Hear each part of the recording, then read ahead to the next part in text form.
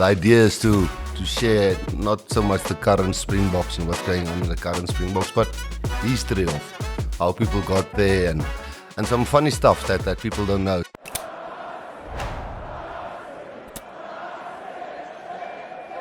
You say, guys, I said Auckland. She said, but Auckland is not spelled with a. You say Auckland with an O. All those people in orange would look up to us there on the roof. Yeah. They changed the bulbs. Remember, and we didn't know it. And the players would go, no. So after moving from Despatch and going to the army here, I didn't play rugby in my first year in the army because they asked all of us who plays rugby, and they grouped us there in the army, in the military. And then they asked, the first question was, okay, who played SA schools? And they put those guys there. And they said, who played Craven Week? And they put those guys there. And then they said, who was in Grey College? And they put those guys there. And then I immediately realized I'm not in the mix here in my first year in the army. So I didn't actually play rugby in my first year in the army. But I'm correct, both of you were in Grey College. Yes, Rassie, this is my English, so I'm a bit bilingual. I can kick with left and right foot. So the English isn't too lekker. So myself was in Grey College. I was first born in Bloemfontein in 1963, then went to President Brand School, but then my dad, I wasn't a big learner, so he sent me to Roida Boshoff. So that's a little school about 120 kilometers from Bloemfontein, and apparently in 1976, one of the teachers at Grey that knew my dad and said he can't leave me in Boshoff Word School. So, and when I came back to Grey in 1976 and matriculated in 82. Normally with my reunions, I'm from 80, 81 and 82. I had a few reunions due to the fact I wasn't the clever peanut in Grey. So what year did you go to Grey? 76. But what grade? What standard? Standard 5. Okay. Yeah, and so the old standard 5. Yeah, and so if you can see, I stutter a bit. So on words like p, t, k, I'm going to. You must be careful for those words. No, we'll talk about our first interviews in English and all of that. We all stutter, but there's a few interesting team talks. I hope you can remember a few of them. I can certainly when. Because you are my captain. Peyper will get to you now. Because Peyper will tell you he was in Grey from grade standard 1 tot matric. If I'm correct, not? Nope. Okay, help me out, Peyper. Came to Grey when I was standard 4. Well, okay. I was at grade 6 Grade today. 6, yeah. Okay. And my folks moved from Welkom to Bloemfontein. Okay, so there's a welcome bit also in it. Okay, now we'll get to that. But the interesting part is, when was your first game Free State? Because for this, I've told so many people, like I tell people, Danny Gerber's Oma lived across us, but it was actually his mother, so I actually lied in a book. I didn't know I was lying. I tried to brag. But what year did you play the first time Free State? Can you remember the year? Rassie, that was in 1983. I was at the University Week in Port Elizabeth, and I think Free State it was the 12th center, which I mean by 12, it is the 12th injury on a center in that year. Your 12th choice. Yeah, and then I was the 30th choice, and then I could remember Uncle Stoney Steenkamp, who was the coach of the under-20s, told me at the University Week I must fly back to Bloemfontein, and you won't believe it that my first game was against Danny Gerber. Luckily that we've won that game, and that, as we all know, that he was my hero when I was young, and when he got older I started to get to be his hero. So it was actually nice, and it was my first game with Geysie, Barry Wolmeraars, Gary Sonneke, and I was the 30th choice center that year as under 20 guy, When I was in standard 3, when I was 9-10 years old, that was your first game. And then when I played my 5th year's official Free State Cheetahs senior game, you were still my captain. So actually, and we can talk about that, but I would really like to, Peyper, because you joined the whole coaching thing, and then we can talk about, we haven't won the Currie Cup for how many years. I mean, we can talk about the Currie Cup final and in 1997 with the forward pass, which I think was a forward pass, but where you never won it as a player, a Currie Cup as a player, did you? No, no, I never. But I must say, in '97, there were always match fixing and people speaking about match fixing. In '97, it was already been match fixing, because that's why Western Province is broke. They paid my last salary the end of last year. So I haven't told this on to anybody. So this is the first show people realize clean. about this. Yeah, check out. So then I just want to come clean, and I'm sorry that I haven't shared the money with you at that stage, Rassie. Yes, hello, you're making me sweat because we have an ex-referee on here, and baby, no, hello, we mustn't make jokes like that, hey. I was banned for 2 years, or for a very long time when you do. But no, hello, a tremendous playing career, and I mean, just as Donnie Gerber, I mean, if people just go and look at your playing career. I just want to get one more fact out before we started talking about how we started work. We, the three of us and some other guys, worked as a management member together, and how we started after my last game was a Currie Cup final 2004, and we started was in a Currie Cup final, lost the Currie Cup final, and then in 2005 we started operating as a management team together. But I do just want to remind people about the one fact, and I don't know the stats, but how many games did you play for Free State? 2, 4, 5. 5 short of 250. Yeah. Now, I'm not sure if people realize, when you spoke to Donnie last year, there was some years there was only 7 Currie Cup games. Yeah. When you play seven games a year. So you couldn't tally up like guys are playing now 30 a year and another 30. So yeah, I think 200 and almost 50. I didn't know about Grey College and Despatch. We just knew about Despatch and Despatch Rugby Club. But when I got to Bloem, obviously they're in the army. It was obvious that people said Cravenwick, SA schools and the Grey College guys. And I just thought, this Bloemfontein, you won't get a fair chance here. But where was I wrong? That was actually the place where people just really gave one opportunities. And maybe, Peyper, this is a good time to switch to you.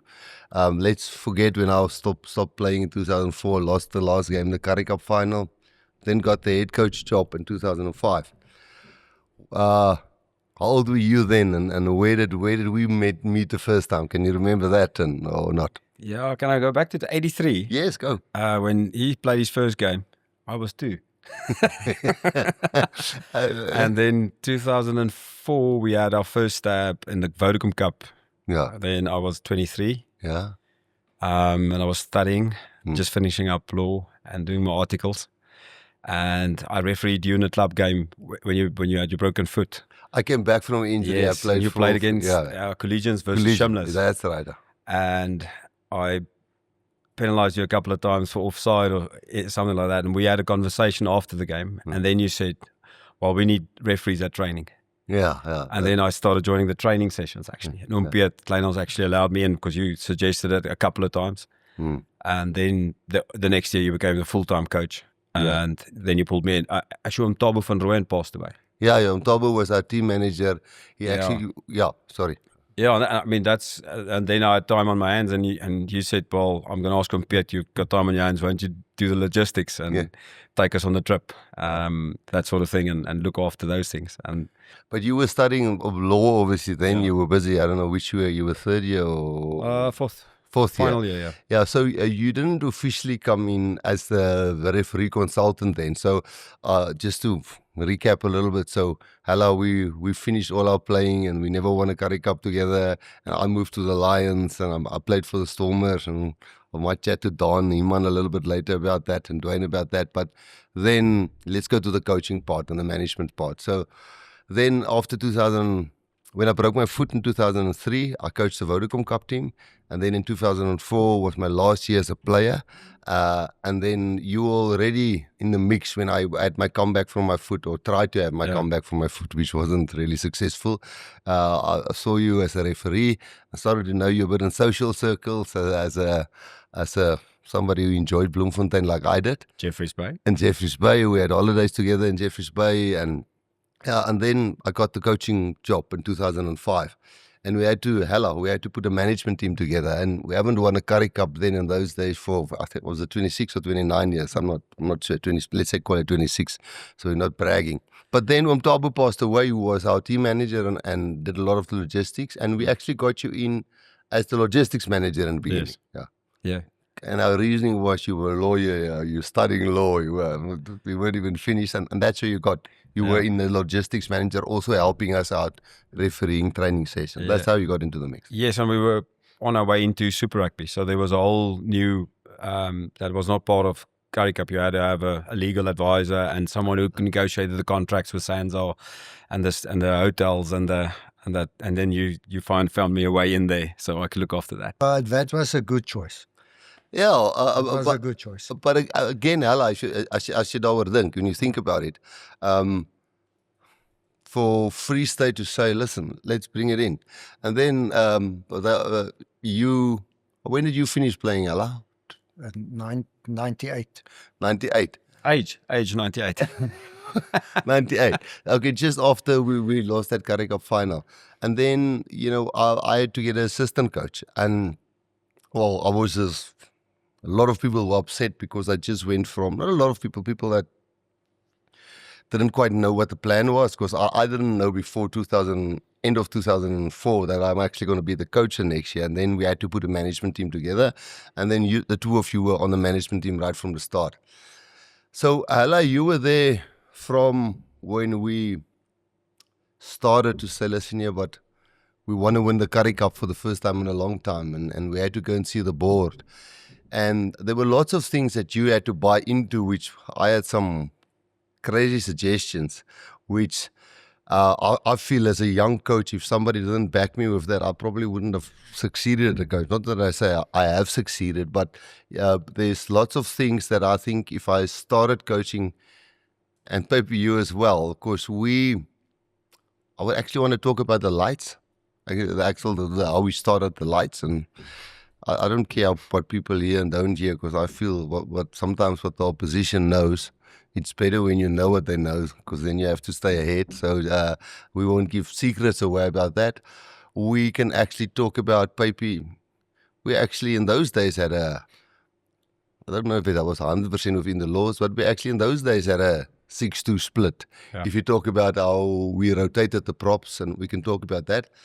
But Ella, when you were this experienced guys, and I asked you to be my assistant coach. You weren't prior to that the manager or nothing. What were you before that, before you were the assistant coach to me? Yeah, I think I was the manager with Uncle Piet Kleinhaus.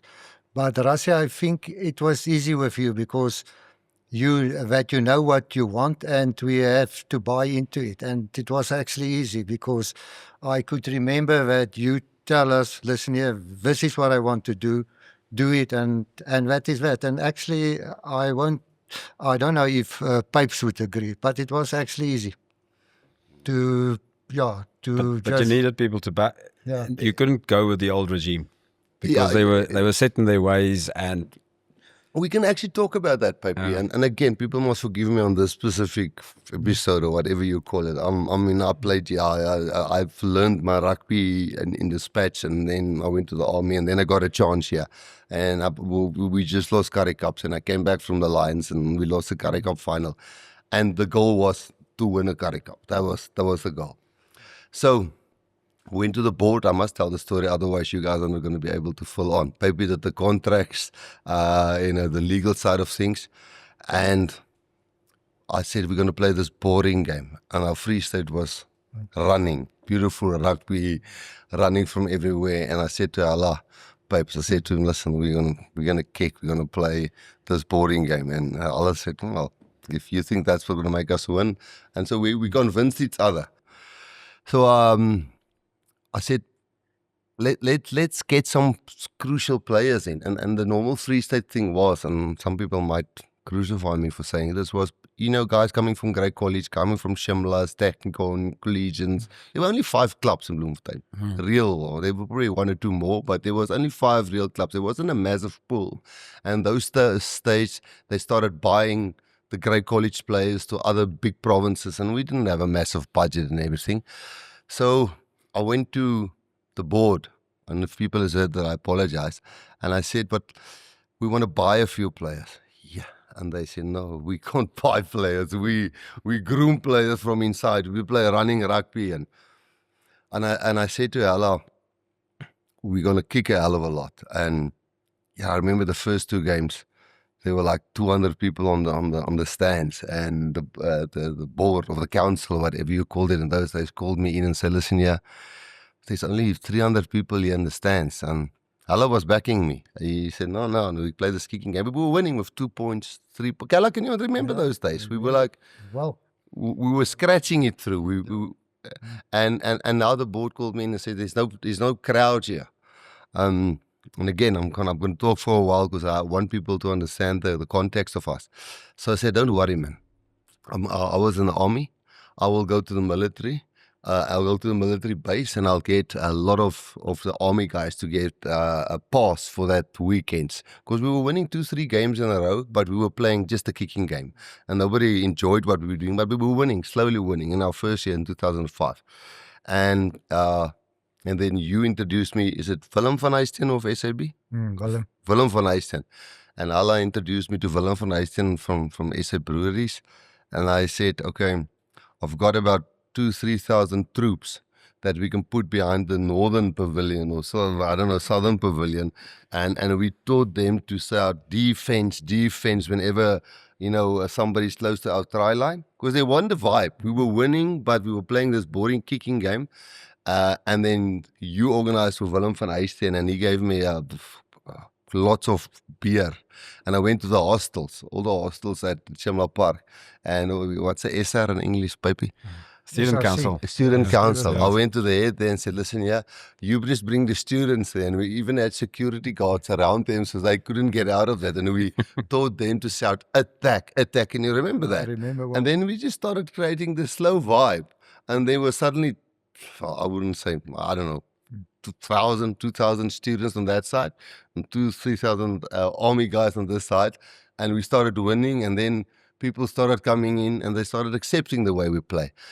But again, if you guys didn't back me with that, we probably wouldn't have sit here tonight. Rasta, but didn't you take tickets and go and ask the rugby players to go and stand at the row board and giving out tickets, that type of stuff? Friday mornings. No, We all did. Yeah. You did that, our Peyper did. I mean, they didn't take it from us because from you they did, but I mean, the Osdurant.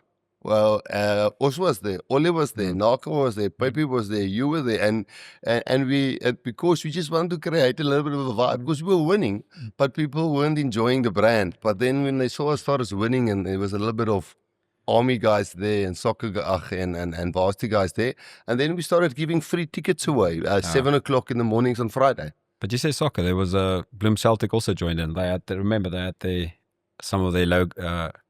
Traditional crowd coming in for some of our games when we started winning. Yeah, there was always a patch there with that I don't know if you call it a Sangoma, that guy with the cheerleader. Yeah, that's right. And Yeah. then who was the owner of Bloem Celtic? Was it Augusti? Augusti, yeah. Mikey. There was also almost like a link between us and them. The sponsor was the same sponsor, title sponsor of the Cheetahs with the title sponsor of the Celtics. Yeah. And that's why we started interacting. Yeah, so that's right. And so we started buying, the strategy was the second best players at the big unions, the Bulls and the Lions, so the guys who just didn't make it, like a Baron Pieters, and then the best players like at the smaller unions, and with the bulk of the Cheetah guys who come through Great College and Shimla. So we had the boys who came from here, like a Baron Pieters, Kabamba Floors from SVD, Bevan Fortuin. So we almost had the strategy. Willem de Waal from Tsepo Kokohale, all of those guys, and those names were people probably won't remember because it was quite a while back. But maybe not always the most talented players, and I'm not talking about Kabamba and Bevan and those guys, but most of the guys either had a business or were busy studying or were a final year agriculture student, or a very few of them. Yanni du Plessis even finished his Doctor. medical. Mm. His medical Yeah, degree while playing for us. So that's where the lights come in. And can you remember where was that trial game, Pepe? You also there, where, and we can tell to the people, our plays were colors like green and red, that we'll take it wide, or we'll play with the forwards, or we'll kick, or whatever. And the players would decide that. And I would like us to stand a little bit still on this one. And I don't want to lead this. So what do you remember about the colors, Ella? And you know we didn't prep for this, because I would like to know what your memories was. How did it start?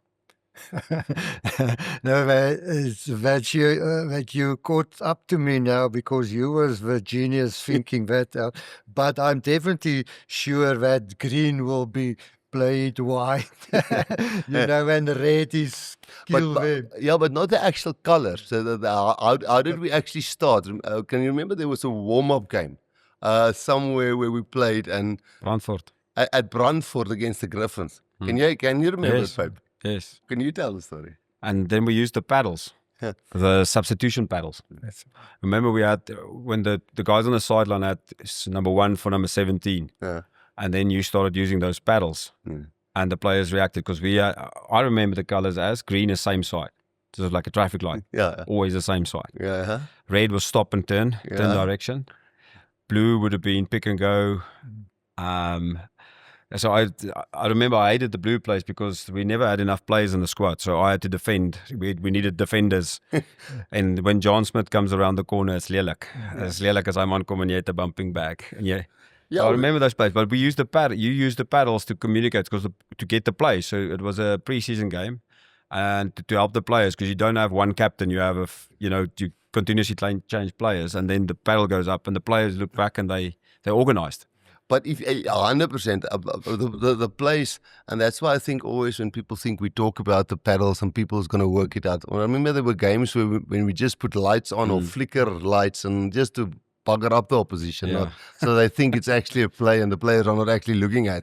There was also things that happened. But the game, if you guys can recall, we were playing at Brandfort against the Griffins, and our plays were colors or wide or whatever, and we actually didn't have a captain for that game, and we didn't think about a captain before the game.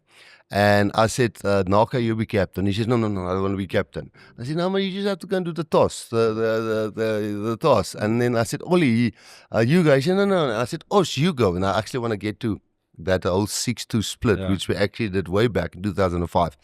And then Ollie said to me, I don't want to swear now, I will say, damn it, wherever I don't swear. And he said, damn it, man, you go and do the toss. And I said, no, but it's a warm-up game. He said, no, nobody wants to be captain. And I said, but who's going to call the plays? And then he said, no, you call it from the side.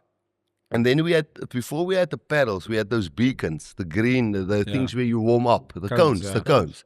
And Hello was sitting next to me. So I don't know who did the toss there.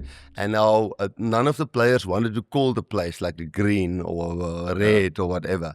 And Helgard was sitting next to me. I can remember this like yesterday. It's like you say, green was a same side play, but you have to play like a 8-9 from a scrum. It was a specific movement you had to do. And then the first one, I sat there and Helgard sat next to me, and there was a line out. And there wasn't a green play from a line out. And Helgard said, hey, you must show something to the players there. And I took the green thing, and the whole team went, oh, no, there's not a green. And Ella said to me, I said, damn it, man, there's not a greenie, there's not a groenie, want jy het nie 'n groen play. And so it started with the beacons. And then we gave them like 70 points. And then the players said, but this is actually working. Because a lot of people think that's almost prescribing to the players. And obviously we've used it with the box now, the Springboks, sometimes. But I think people have a misconception that you are telling them what to do. You're actually confirming what you've decided during the week, what you're going to do on Saturday, just with an eye from the top. Yeah, and I remember there was a time that you just indicated space with the lights. Where do you see space on the field? And then they can call the place, and if it's at the back or where that's wide, where it's through the middle. Yeah. So it was actually just telling the players, we can see space somewhere, you call the place, you get there. Yeah, or perhaps that everybody is on the same pace because the fullback is standing about 50 meters away from what the forwards is calling. So then probably a green, everybody know, okay, this is should happen. And then at least the communication was a bit better at Alfie. And maybe just to move off that, I would remember the last, when we won the Currie Cup that year, you know, when we started with getting the army boys there and the hostel students there. And I remember the whole stadium being in orange for 6-7 games. I remember us carrying in chairs, extra, remember little wooden like bunkies to have to fill up the stadium. Harold said, no, we could sell another 30 tickets, whatever. They put the grass, on the grass, they put a row in front of the yes, fence, yeah. And maybe to bring it, just to finish the because the players then made a box of lights in it, and we had paddles in between, and there's so many things that happen. But for me, one of the, it's like a warm feeling when I think about it. But there was a stage when that stadium had, how many stadium? 50,000 people, I'm not sure, 45, I'm not 50,000 people. But there was a stage when the whole Bloemfontein, when it was like a scrum. All those people in orange would look up to us there on the roof. Yeah. And even then, sometimes because they started realizing a green is this and a white is this. And I remember even some people's faces, you'll put up a light, or when we had lights eventually, a white light, and then the people will go, no, don't put up a light. Wasn't the lights actually because you couldn't see in the evening? You couldn't see the paddles. Yeah, there was night games. The players wanted a light so they can actually see the light. I remember there was one of the big teams that played against us in those days that had one of their analysts that sat in the stadium and watched our lights. So every time they coded it basically and tried to decipher it. Yeah, but that's why it's such a reality. That's why it was such a lekker thing, because the players were I wouldn't say we had the most talented team when we won that Currie Cup the first year, but the players were like Monday where they come in and say, listen here, let's make a white flickering light. It's actually a red play, and let's make a red, orange play. So it was almost a thing the players came up with these lights. The Bulls caught us at one captain's practice. They changed the bulbs. Remember, and we didn't know it. So the first thing, I would put on the white switch. Let's say it was a white play, for example, and the players would go, no. And then after a while, you said to me, what's wrong? And then they actually changed the bulbs of the blue and the red and the white at the captain's practice. I think it was Ian Swartz and those guys. They had us there. I think we were allowed to make fun of our English, because I came from Despatch. Bloemfontein wasn't the upgrade in terms of my English. So yeah, I'll go with the first one, which I remember, but you have to retaliate and tell a better one. We're allowed to, I mean, you don't care if we tell, as you were our captain, Peyper, you were a referee. I think Tappe Henning was the referee. We'll get to the English now, and Helgard was captain, maar gaan hy stukkie in Afrikaans vertel. And there's actually two stories I want to tell, and Helgard, I think it was Tappe, help me out if I'm wrong, and Helgard called Tappe and he said, I can't stutter in English, stutter like Helgard did, and Helgard said, Tappe, come here, and we didn't do well in the game, and Tappe said, yes Helgard, yeah Helgard, what is it? And Helgard went, he said, Tuma, it's going to take too long. That's the one I remember. Can you remember that one? As you speak about stuttering now, I could remember when we going for the Dubai Sevens to go and get some money for the J9 from US van der Westhuizen those days, I think in 2013. So my Achilles were torn down and I had to come to the hospital. So I lied there and there was an old uncle lying there. So I want to speak to him a bit, but I stutters a bit. Hallo oom, wat doen oom hier? Waarvoor is uncle hier in the hospital? And after a while, I say, worry oom, but so what is wrong with you? I say, my prostate, there's something wrong with my prostate. Ek sê, uncle, but what is a prosta. He say that I'm pippy like you speaking.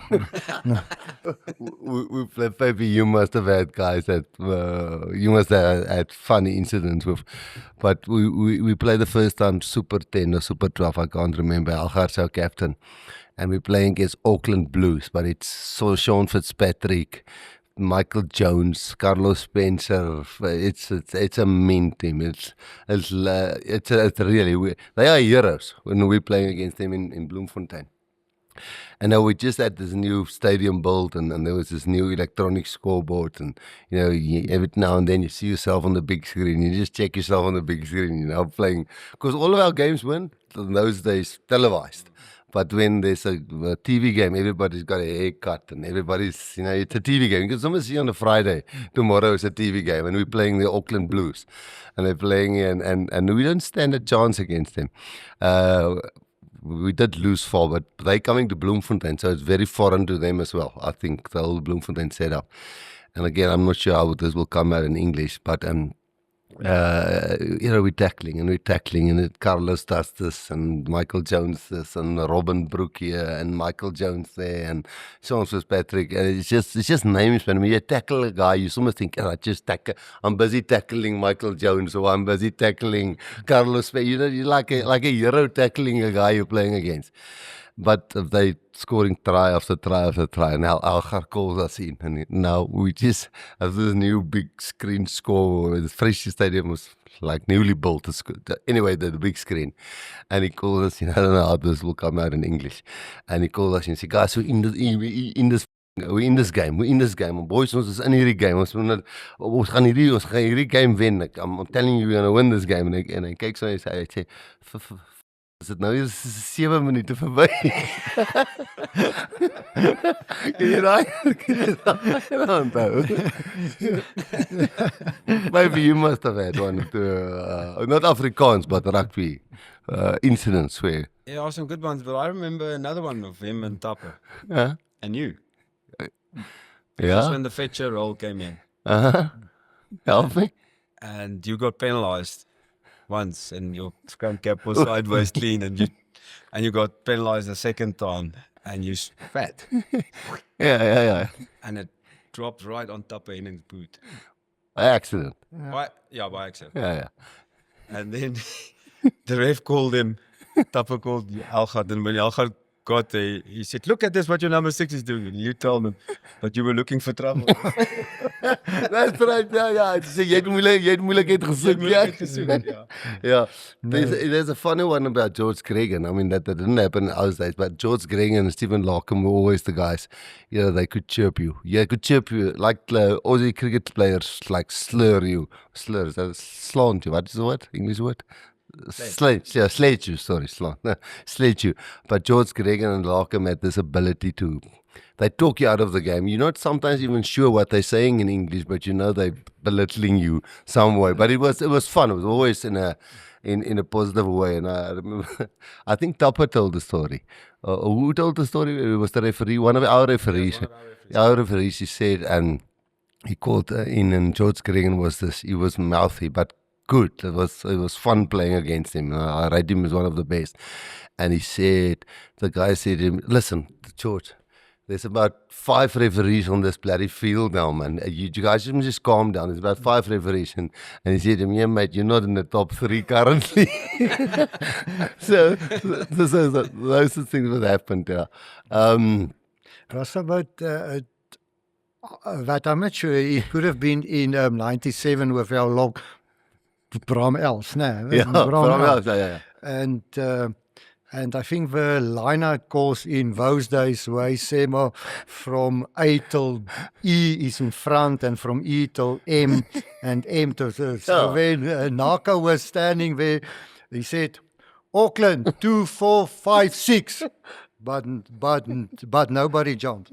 "Auckland, 2, 4, 5, 6. Nobody, the rest said play. And he throws and it hits 2, 3 guys against the head. It's a knock. So everybody comes together and say, "Listen here, Bram, it's your ball. Auckland. I said, no, Auckland met the O. Auckland with an O. Oh yeah.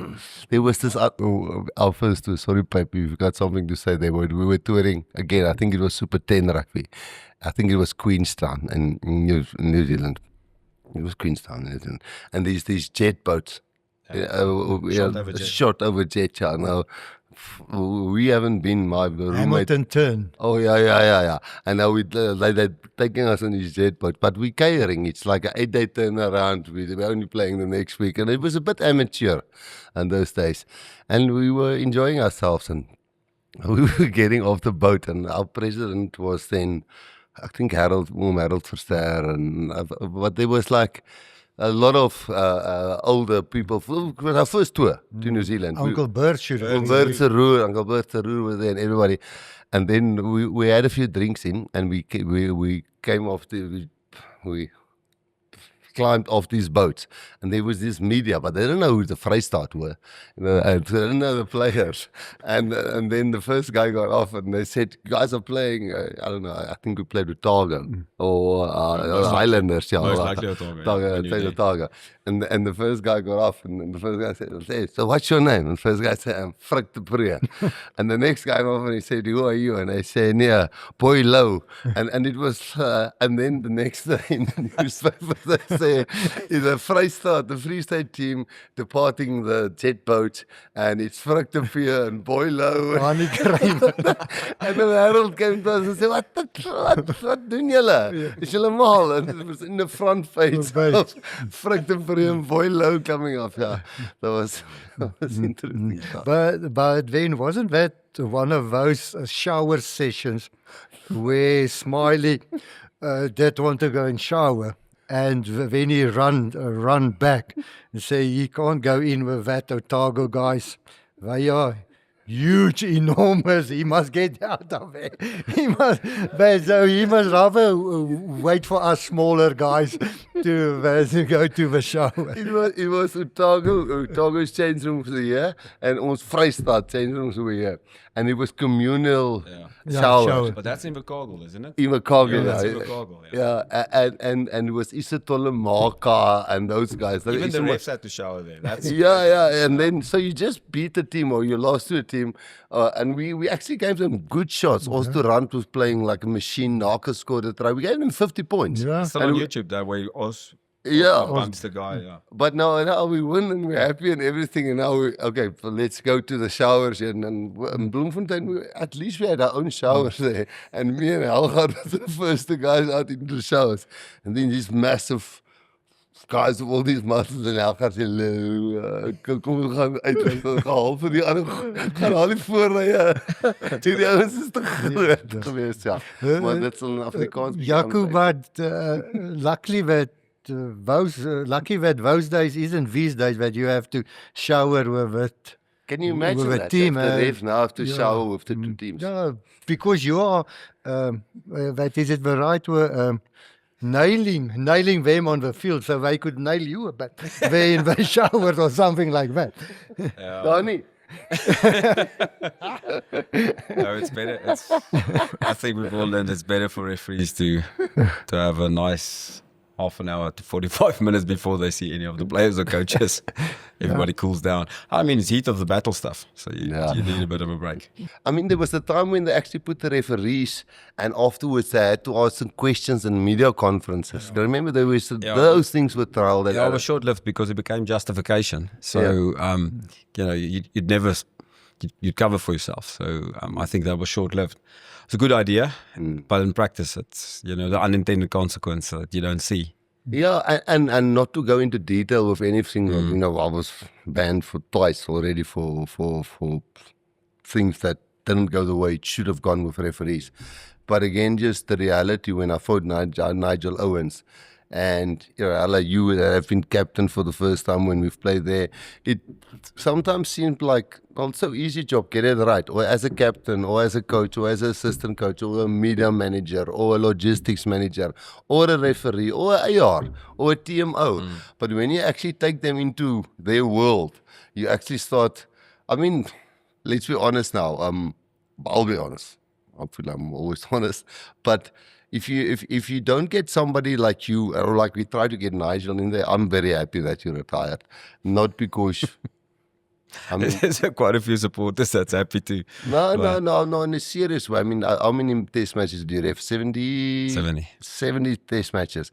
And you probably couldn't have done a World Cup final because we won the last one and the previous one. And even the one, we're not even going to talk about the one where they nailed you because you made a joke of, we're not even going to go into that detail.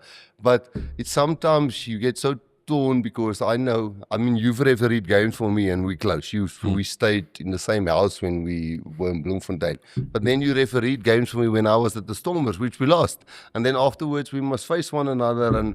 And that's a hard world because it's one of your buddies, but you want to be fair and you want to be fair to the other team. And I sometimes think if you don't take one another into one-on-one, I'm just glad.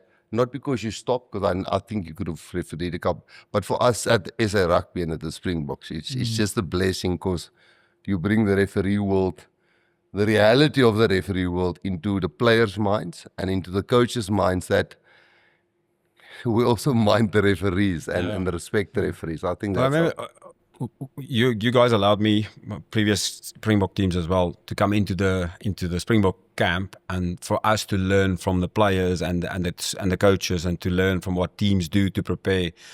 And then you realize that maybe we should take you guys more into the referee world so you can understand more. Once you've worn that guy's shoes, it's harder to criticize or be personal. I mean, you can always give fair reflection or factual reflection. But once I've been inside the Springbok camp and attended trainings and understand how hard they work and how much detail goes in there, then I've got an understanding for that world. And then Hala, I don't know, Hala, there's things that we can talk about. You're not moving. You're not reaping the rewards from the professional era. But Hala, I can remember when I was 22, 23, when they were McDonald's is now, there was a place called Hollandaise. And I stayed there in one bachelor flat. And Dennis van Zyl sometimes helped me, but you came in the mornings 5 o'clock, threw a stone against my window, and then we would run Saineville, or we would run X, Y, or Z. And then when you were our captain, I remember we playing for the president team. We traveled with a train to Tshwane, Pretoria, as it was in the old days. And we playing against the Bulls president team when you came back from an injury. Then you being the captain, losing in the last game with a forward pass, you were jokingly saying that, that was match fixing. But I mean, that was heartbreaking. That was my first tour then, Springboks after that. My career was only starting. I thought I'll play many more Currie Cups. I didn't win one as a player. You didn't win one as a player. And that pass to Jan Harm van Wyk when he scored in the corner was a forward pass. And you just sucked it up, stuck into it with team manager, captain, assistant coach. But then we won one Currie Cup and we drew one Currie Cup. So it's also a career where you can be bitter because you weren't in professional era. You never moved to another province. Other story I want to tell. Kobus Reinach, who's playing for us now, his dad, Jaco Reinach. You've got 2 caps, 3 more caps, nee? Or 1? Yeah, 2 and 4 games, yeah. Yeah, full midweek. Yeah. But tell us this one. Or is it a myth? If it's wrong, we'll just cut it out. I might be wrong. But was Jaco, of course, in those days, there weren't a bomb squad and the reserves. And there was only like 2 or 3 reserves. How did it work? How did you get your first cap? Can you... Yeah, that was the 86 Cavaliers. Yeah. Cavaliers, yeah. It was a good side. That was a good Springboks side at that side. The next year, the All Blacks won the World Cup, actually, in 87. Yeah, but I always say, let the, what is that big word you use now? Myth. That let it stays. Myth. That let it stays where it stays. Okay. I think, yeah, let it stays there with Jaco. That will go with myself, will go to underground as well. But so let's stay where it stays. Yeah, but Rassie, yeah, that, as Jaco said, yes, that I've missed out on money because I could have been like down, have a farm near Free State. But so the friends and stuff that I've made and the memories surely it must have been my highlight of my life, and there were great opportunities. And as I think about you, that if you think about Cheddar Kloss, he's the swimmer, nah? Yeah, Cheddar Cheddar Kloss, Kloss. That, you know, sometimes when those guys get famous, nah, that they change their name to Cheddar Klo. But so you haven't changed your name to Rassie or something like Cheddar Klo. Where have you even here in the Cape that they say yo massa po? And that is what is actually nice about you. You haven't changed the first time we have met. And I think that as Jaco said, that is what is special about rugby. Because the day you change, that is where your downfall is coming. Okay, manne. I've spoken probably the most, and I've asked the most questions and answered my own questions. Apologies for that. But Ella, any questions maybe from your guys' side? Yes, Rasa, after games, do you still go to the opposition cloakroom, go and have a beer with a coach there, have a chat about the game, or how does things work these days against coaches? Ella, in our days, as you say, when we played, it was tradition. I mean, Leon Schuster had the song in manne in die opskopsaal, met die tannies teen die mure en die wiere. That was like a thing. But the first thing is now is travel normally. Guys normally travel that evening if you talking provincial or franchise rugby. And then when COVID came with the Lion series, you know, we weren't, you know, there wasn't even crowds there. So I think actually post-COVID, that's why many times I mean, Captain Warren has had our beef but when a guy like he goes out in a way he did now, you feel sorry for him because, you know, he would always be a guy and say, just come over for a beer there. You know, Steve Hansen used to have this thing where he say, listen, you come to our change room, win or lose, and Steve would have this thing, put a beer down. I don't know if hopefully you would not see this as a secret, but he would say, win or lose, he'll put a beer down and we'll come to our change room and say, can't speak, first finish the beer. And then as you have a few sips, you know, finish the beer first. Not like down, but okay, now we talk rugby. So, you know, we're trying to do that, but it's not the old typical way the two teams come together. There's like a untold, like a function. It does come now back a little bit when we go on a Six Nations tour, the end of year, like a end of year tour, where if an Irish player gets initiated, you know, they've got a tradition where they must sing a song before he gets accepted to in the team.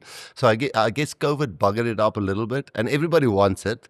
You know, everybody doesn't just want to go from there back to the hotel, have their own Kontiki and goes on. So everybody's trying, but logistic, flights, when is the next game, when is the recovery, the professional thing certainly took a little bit away from that, but there are some of the old hands who's trying to keep it in the game. Jaco, and you as a ref, when does Rassie give you the most grief? If that ref, which normally a good ref should be a dead ref, but when that ref is giving the Springboks trouble and Rassie comes to you, what is the first question he normally asks you, or what does he normally say to you? What is that ref be doing there? What is? No, I think he's probably same as most coaches. They want to know if the ref is living up to what he said pre-game. So if he says I want X, Y, and Z, and 10 minutes in you go, he's not doing that, then it's harder for a coach to then accept it, because, you know, you've trained the whole week and you've planned the whole week. So I don't think coaches is as much about mistakes, including him, as where it's credible. Like, don't tell us to do this in the whole week and then you don't do it. Or don't ask us, or you said you're going to do this, and you don't do it. So I think that's probably for him and most coaches, is that disappointment of a referee not doing what he said he's going to do. Rasa, a last question. Do you, when you're not selecting a guy, does there a bit of emotion, or is it rugby orientated? How do you cope with something like that? Because it's not always easy, because there's only 23 who can play, and so we all were rugby players, and that's one of the nastiest thing ever if you are not in the 23 squad. how do you cope with something like that? I love Peyper can back me up here because he's now in the coaches meetings and he's in the team meetings and I'm not talking Springbok specifically, and I'm talking now from our days together from 2000, well, from playing with from 1994 till 1997 and then coaching with and winning Currie Cup. I've just realized that the moment you take a player into a room and you tell him, eventually you're going to tell that player what he wants to hear so you feel more comfortable and you feel more comfortable and you can go into the next day, and we just have the philosophy, if that's the right word, or the way of thinking now, that whatever you say to that player, we say in a group. And I'm not talking Springboks because I've made that mistake at Stormers, I've made it at the Lions, I've made it at Munster, I've made it at the Cheetahs and Vrystaat, and so I just think because it's a team sport, put it out there in the open. What is the plan? Why is the plan like that? And we might not be right, where but just be open with the plan, and that's why we announce teams. And I'm not scared to share this. It's a great question. In our days, on a Monday, the team wasn't announced, but there was blue jerseys and red jerseys. And Nearly has passed away, but I'm sure he'll laugh with us now. There were blue jerseys and red jerseys on a Monday, and if Nearly asked you to go and put on the floodlights, when you're back, all the blue jerseys were taken. So you were in the red team, you were playing B-side this weekend. And through that, you've just learned, listen, man, tell it in front of everybody. Tell it, if the one loose set must hear what you tell to the other loose set, then there's not 4 or 5 stories. So it makes it actually easier to have a group there, tell it to everybody, share it with the coaches, get it out there, announce the team on a Monday morning. I found it easier than just sit one-on-one with a player, because when you get really emotional and understand everything that's going on in a player's life, you start to mind his performance with his problems, and I don't think that's fair on South Africa. Sharp. Very good question. But at least one. Dankie manne. Baie dankie. Thanks.